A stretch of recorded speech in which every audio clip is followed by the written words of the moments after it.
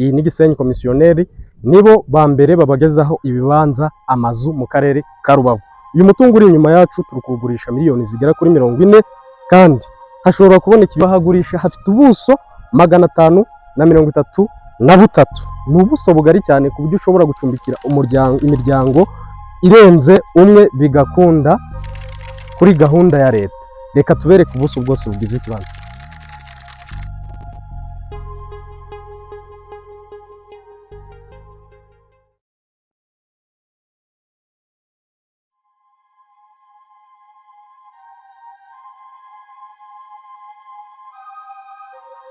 Rero iki kibanza gihereye aha kikagira indi vene ya mbere, iyi vene iri aha hepfo.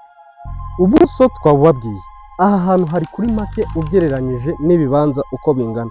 Reka mbagire inama kuri iyi shewa deal.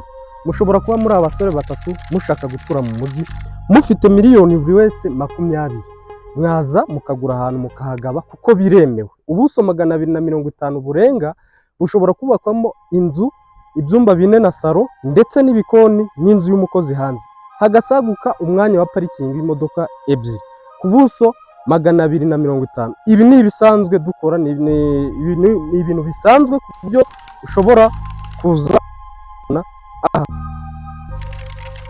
vene yo hepfo. Ni ahanyu rero, turabakunda cyane, ni Gisenyi komisiyoneri, ntago mwatubura, nta kintu mwatuburanye, dufite ibibanza ndetse n'amazu. Reka kameramani agerageza abereke.